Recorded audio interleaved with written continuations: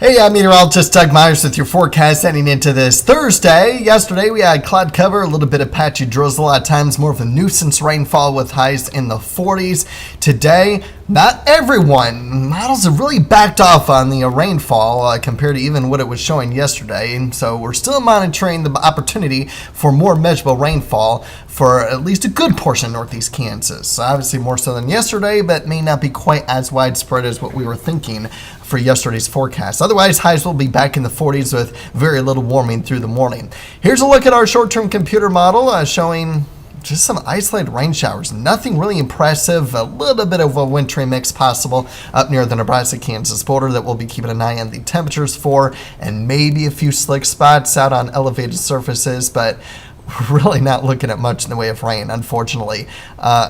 This is the outlier.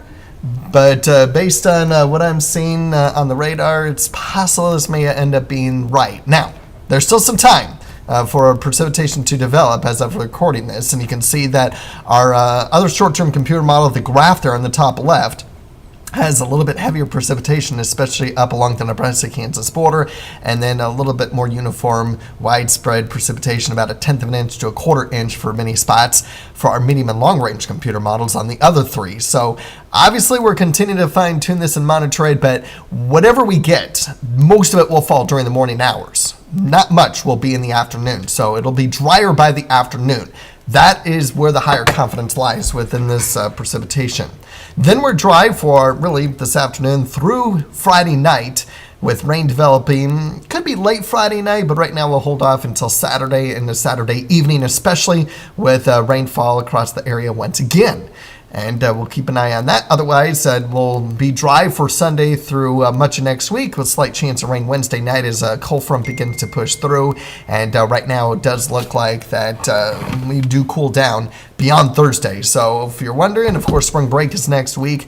It's not going to be terrible Monday and Tuesday, especially with the sun that we're expecting. But Wednesday and Thursday are going to be the peak days. And we'll obviously keep an eye on that rain chance and could potentially get some storms in for Wednesday night. Speaking of which, of course, Severe Weather Awareness Week continues today, and we're talking about hail today and a little bit of wind as well.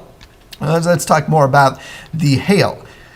So, how does hail form? Well, you got water particles that are going up because the updrafts in the atmosphere, and they continue to go up, and they kind of play ping pong up in the cloud cover, and they go up and down, and they continue to go up and down until it forms the hail, until gravity takes over, and then it falls because the updraft is weaker than the downdraft, and so the hail comes down with a downdraft. And depending on how long that happens for is what results in how big hail is. Grapefruit, by the way, is 5 inches. I got it covered there from the video, but you can see we typically go by sports balls and coins because you know what they are. Marble, that 1/2 inch, I try to avoid that just because marbles can be different sizes. And so just avoid that. So keep it, when you report hail sizes, keep it to sports balls and coins. And of course, the bigger that it is, the more dangerous it is. You have to have at least 1/4 inch worth of hail for it to become a severe thunderstorm warning.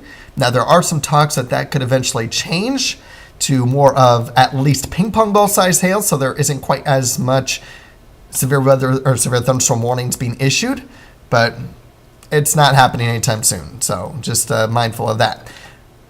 And then you can see how common they are. Obviously, very common with the lower level hail, which is good. Not quite as common with the larger hail, but it is possible, and we do get it at times across the region every season.